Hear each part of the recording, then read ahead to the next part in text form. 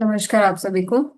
स्वागत है आप सभी का द सरेंडर एक्सपेरिमेंट बुक के तीसरे सेक्शन में, जहाँ पे हम डिस्कस करेंगे तीसरे चैप्टर में हुआ क्या, आपकी लाइफ में अब हो क्या रहा है, कैसे वो आगे बढ़ रहे हैं। बिकॉज हमने ये बुक स्टार्ट की और उस बुक के फर्स्ट सेक्शन में क्या हुआ था कि जो राइटर हैं माइकल ए सिंगर, उनकी लाइफ में मेडिटेशन आया। मेडिटेशन एक क्वेश्चन के तहत आया कि वो जानना चाह रहे थे उनके माइंड में जो ये सारा जो द्वंद्व चल रहा है वो क्यों चल रहा है। एक बट की खोज में उनको मेडिटेशन उनकी लाइफ में आई। और ये वही चीजें हैं जो आप जितना स्पिरिचुअलिटी को समझेंगे, जितना जानेंगे, तो आपको पता चलेगा everything is well structured, well planned. उनकी लाइफ में इनिशियली जैन मेडिटेशन आया, उन्होंने समझा उसको करने के लिए वो फिर उन्होंने डिसाइड किया कि वो सॉलिट्यूड में जाएंगे, मतलब एक कंप्लीट योगी लाइफ बिताएंगे। तो उन्होंने अपना एक घर बनाया, जो कि घर भी पूरे तरीके से बन गया, सारी सेटिंग हो गई, उन्हें लैंड भी परचेज हो गया। और दो उनके पास पैसा नहीं था, फिर भी सारी चीजें, मतलब सारे कार्ड्स अपनी अपनी पोजीशन पर ऑटोमेटिकली लग गए, सारे पजल फिट हो गए और फाइनली उनका मेडिटेशन का पाथ बन गया। उसके बाद हमारा सेकंड सेक्शन आया था। सेकंड सेक्शन में हमने पढ़ा था द ग्रेट एक्सपेरिमेंट बिगिन। उसमें हमारा मेनली जो उस सेक्शन में हमें फोकस करना था वो ये कि जब आप सरेंडर करें तो अपने लाइक एंड डिसलाइक को साइड में रखें। जो भी आपके लाइक एंड डिसलाइक है, बिकॉज वो इंटरफेयर करते हैं टोटल सरेंडर में।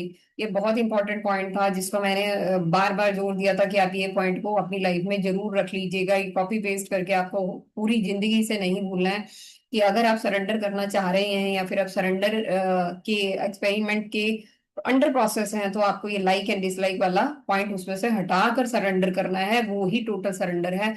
वही सरेंडर एक्सपेरिमेंट माइकल ए सेंगर ने किया था, जिसकी बदौलत उन्होंने बहुत सारी नई चीजें अपनी लाइफ में पाई। अब वो सरेंडर एक्सपेरिमेंट कंटिन्यू ही है। आगे वो आते हैं सेक्शन 3 में, फ्रॉम सॉलिट्यूड टू सर्विस। अभी तक वो एक योगी लाइफ का जीवन जी रहे थे। अब क्या आता है उनकी लाइफ में, हम ये देखेंगे।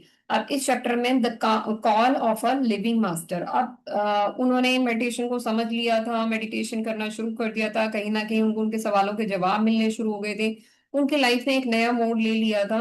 उनकी जो इनर जर्नी थी वो शुरू हो गई थी। अब उन्हें एक जरूरत महसूस हुई किसकी, एक लिविंग मास्टर की। तो उनको वैसे ऑल दो परमहंस योगानंद जी के सेक्शंस उनको मिल गए थे, बट उनकी लाइफ में एक गुरु की एंट्री होती है। वो गुरु कौन है, यहाँ पे एंट्री होती है बाबा मुक्तानंद जी की। बाबा मुक्तानंद जी उनकी लाइफ में आते हैं। देखिए वो अभी हमने last, I think last to last में एक चैप्टर था जिसका नाम था when the disciple is ready the master appear. वही ना, कि जब आप तैयार होंगे तो जो आपको टीच करने वाले होंगे वो तो खुद ब खुद आपके सामने आ जाएंगे, उसकी चिंता आपको नहीं करनी है। अब देखिए माइकल, इनकी लाइफ को अगर इनकी लाइफ जर्नी जो ये बुक के माध्यम से हमें पता चल रही है, अगर आप उसे ध्यान से समझेंगे तो देखिए जब उनके मन में सवाल उठे तो जवाब के लिए मेडिटेशन की बुक उनके सामने आई। जब उन्हें उन सवालों के जवाब मिले और उन्होंने अपनी जो जर्नी उसको और गूढ़ करना चाहा, तो उनको सॉलिट्यूड के लिए स्पेस भी मिल गया। जब एक लेवल पर वो पहुंच गए, अब उन्हें एक गुरु की जरूरत महसूस हुई। अब उनकी लाइफ में गुरु की एंट्री हो गई और वो गुरु थे बाबा मुक्तानंद जी। जो यहाँ पे उनकी लाइफ में आते हैं बाबा मुक्ता, जबकि वो बिल्कुल उनको बिल्कुल ऐसा एहसास, मतलब इस चीज की कंफर्मेशन भी नहीं थी। वो उनके फ्रेंड ने ही उन्हें कहा था कि यदि आप उनको इंडिया में आप एक लेटर भेज दीजिए कि वो इस साइड जब आएंगे तो यहाँ पे अपना एक सेक्शन रखें, अपना सेशन लें, सॉरी सेशन लें। और उनको यकीन नहीं था, फिर भी उन्होंने वो चीज की जिसके रिस्पॉन्स में उनको एक पॉजिटिव रिस्पॉन्स मिला और वो आए और उनकी मुलाकात उनसे हुई। उसके बाद उनका जो चैप्टर नंबर 22 है, इसी सेक्शन का सेकंड चैप्टर जिसे हम कहें दैट इज शक्तिपात। उसमें क्या होता है कि एक प्रोग्राम के दौरान जब ये बैठे होते हैं, मतलब मेडिटेशन वाले मतलब उस टाइम पे मेडिटेशन चल रहा होता है और ये ध्यान की एक क्या बोलते हैं, एक स्टेट में पहुंच जाते हैं। तो उस समय क्या होता है, ये उनको ऐसा फील होता है कि मेरे आसपास कोई है, कोई हाई फ्रिक्वेंसी एनर्जी मेरे आसपास है। तो जो वो हाई फ्रिक्वेंसी एनर्जी एक्चुअल में कौन थी, वो बाबा जी उनके पास थी, उनके बैक साइड में थे। उनके बाबा मुक्तानंद जी, तो जो उनके बैक साइड में खड़े थे उनको इतनी ज्यादा एनर्जी का एहसास हो रहा था और उन्हें ऐसा लग रहा था उनकी पूरी बॉडी, मतलब जो शरीर में से कुछ ऐसा है जो खिंच के ऊपर की तरफ जा रहा है, और पूरी बॉडी मतलब काइंड ऑफ के जैसे वो शरीर में है ही नहीं, और उनकी हार्ट बीट एकदम बहुत ज्यादा तेज चलने लगी, पूरे शरीर मतलब ऊपर की दिशा में जोर करने लग गया, और उन्हें एक पल के लिए लगा कि मेरी मतलब बॉडी एक शायद लेफ्ट करने का समय आ गया है, इस टाइप की उनको फीलिंग हुई। तो उस समय जब उनकी हर हर चीज मतलब हर बॉडी ऊपर की तरफ मूव कर रही थी, यानी कि हर बॉडी में इतना ज्यादा मतलब इंटेंस सेंसेशन था, तो उस समय बाबा मुक्तानंद जी ने उनकी चेस्ट पे जब हाथ की लगाया तो वो सारी चीजें फिर से नॉर्मल हो गई। तो वहां पे कहीं ना कहीं उनको शक्तिपात यानी कि इंटेंस एनर्जी का एहसास भी कराया गया, और उन्होंने उस चीज को फील किया। उसके बाद नेक्स्ट चैप्टर में, इसी के ही थर्ड सेक्शन के नेक्स्ट चैप्टर में, गेम्स वाले होस्ट गुरु, यहाँ पे एक हाँ, जो बाबा जी थे उनको इनवाइट किया जाता है, और वो अ, एक जगह है जैसे प्रिजन वाले एरिया में, उनके मन में ये सवाल था कि वो उस एरिया में जाएंगे या नहीं, उस एरिया में अपना सेशन लेंगे या नहीं। तो लेकिन उन्होंने उस वहां पे भी सेशन लेने के लिए हाँ कहा, और सारी चीजें अरेंज हुई, और फाइनली उन्होंने वहां पे अपना सेशन भी लिया। तो ये एक टाइप से ये था कि उनके ज्ञान से एक प्रेजेंटमेंट वाले लोगों को भी कहीं ना कहीं शिक्षा मिल रही थी, तो वो चीज वो हो पाई, एग्जीक्यूट हो पाई। और उसके बाद चैप्टर नंबर 24 में द टेम्पल इज बिल्ट। अब यहाँ पे एक और एनलाइटन मास्टर की एंट्री होती है, जिन्हें माता जी कह के पुकारा गया है। और जब उनकी एंट्री होती है तो वो एक एक इसमें मतलब छोटा सा इंसिडेंट है कि वो घूम जब वो साथ में वॉक कर रहे थे, तो माता जी इनको माइकल को बोलते हैं कि यहाँ इस जगह पे एक टेम्पल बनेगा। और उस टाइम माइकल को ऐसा लगता है कि ये बस ऐसे ही इन्होंने बोल दिया है, इट्स नॉट पॉसिबल, मतलब अंदर से कुछ भी, क्योंकि नथिंग वाज प्लान, कुछ भी ऐसा नहीं था, कोई डिस्कशन भी नहीं थी, कुछ प्लानिंग नहीं थी, कुछ भी नहीं था। तो उन्हें लगा कि ये इन्होंने ऐसे ही बोल दिया, but at the same place आने वाले समय में वहां पर सच में ही टेम्पल बना, और मतलब बेहद खूबसूरत टेम्पल बना, जिसको जिसकी जो शेप थी वो बटरफ्लाई विंग्स के फॉर्म में, उसका जो रूफ की शेप थी वो ली गई, और वो मतलब आने वाले समय में उनका वो तैयार हो गया, वो टेम्पल रेडी हो गया। यानी कि इसको कहा जाए कि जो एनलाइटन मास्टर होते हैं, जो जिनको फ्यूचर का सब मतलब पता चलता है, वो future it's not like predict, but वो समझ पा रहे हैं कि फ्यूचर में इस जगह पे क्या होने वाला है। उन्होंने माइकल को बता दिया था। उस समय माइकल की अवेयरनेस उस लेवल की नहीं थी कि वो खुद वो पर्सनल लेवल पे उस चीज को देख पाते, बट उनको जो माता जी ने बताया वो चीज सत्य साबित हुई। आगे है चैप्टर नंबर 25 में, opening the heart chakra. Opening the heart chakra में ये माइकल ने बताया है कि जो बाबा जी के थ्रू उनके हार्ट चक्रा में जो ऊर्जा का इतना ज्यादा विस्तार हुआ था, जो उनका हार्ट चक्रा ओपन हो गया था, वो उसी कंडीशन में उनकी थ्रू आउट द लाइफ ऐसे ही रहा। वो चक्रा वापस से बाद में क्लोज नहीं हुआ, या फिर उसकी एनर्जी कम नहीं हुई, वो उसी तरीके से उतनी ही इंटेंसिटी के साथ वो ओपन रहा।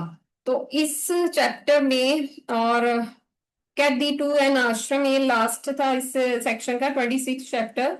इसमें जो डोना है, जो उनकी फ्रेंड थी, वो फाइनली उनकी लाइफ में आती है, उनकी एज अ लाइफ पार्टनर, मतलब दोनों की आपस में कंपेनियनशिप एक टाइप से बिल्ड होती है, और वो एक दूसरे को स्पिरिचुअल लेवल पे भी सपोर्ट पहले से ही कर रहे थे, तो कहीं ना कहीं हम कहें तो वो स्पिरिचुअल पार्टनर बन गए। एंड फाइनली आश्रम भी बिल्ड होता है। तो ये सारी चीजें इस वाले सेक्शन में बेसिकली हुआ क्या, इस वाले सेक्शन में सॉलिट्यूड टू सर्विस, यानी कि वो कहाँ से एक मतलब इससे पिछले चैप्टर में वो सॉलिट्यूड स्टेट में यानी कि योगिक लाइफ की स्टेट में थे, और इस चैप्टर में वो उसी चीज को एक नेक्स्ट लेवल पर लेकर आए, यानी कि अब उन्होंने उस चीज को सर्विस की फॉर्म में कन्वर्ट किया। अब अगले चैप्टर में जो हम पढ़ेंगे या सीखेंगे वो क्या, कि इस सर्विस जो कि वो अभी नहीं आना चाह रहे थे, वो नहीं जाना चाह रहे थे, वो अपने सॉलिट्यूड को ही कंटिन्यू करना चाह रहे थे, अपनी मेडिटेशन को ही सोच रहे थे कि ये ही पहले मुझे खुद को पूरे अच्छे से समझना है, बट इन बिटवीन ही उनकी जर्नी ने एक और मोड़ ले लिया। तो उस मोड़ यानी कि उस लाइफ जो लाइफ उनसे मांग रही थी, जब उन्होंने लाइफ को अपनी एक्सेप्टेंस हर चीज को दी, तो सर्विस में उन्हें क्या महसूस हुआ वो हम अगले सेक्शन में सीखेंगे। बट यस, इस सेक्शन की हमारी मुख्य सीख क्या है, यही कि जो आपके मास्टर्स हैं, यानी कि आप जब पूरे तरीके से रेडी हो, एक एनलाइटन मास्टर आपको आए और आपको सिखाए, आप उस पोजीशन में आ जाते हैं, तो वो मास्टर खुद ब खुद आपकी तरफ आकर्षित हो जाते हैं, खुद ब खुद कुदरत उनको आपके पास लेकर आती है, और आपको उनके द्वारा जो भी ज्ञान दिया जाना होता है वो आपको मिलता है। जो भी आपकी लाइफ में प्रोग्रेस उनके थ्रू लिखी गई है या उनके थ्रू होनी है वो होती है। बट वो चीज वहीं पे शुरू होती है कि आपकी इच्छा, आप किस लेवल के सोच रखते हैं, या आप उस जर्नी को आगे ईमानदारी से बढ़ाना चाह रहे हैं या नहीं, उसके बेसिस पे आप आगे कंटिन्यू कर पाते हैं। तो देखिए यहाँ पे माइकल ने जो एक इच्छा रखी, या उनको वैसे तो उन्हें डाउट था कि इतने बड़े मास्टर उनके ये एरिया में आ पाएंगे कि नहीं, बट फिर भी उनको मोटिवेट किया गया कि आप सोचिए मत, आप जस्ट एक लेटर सेंड कीजिए इंडिया।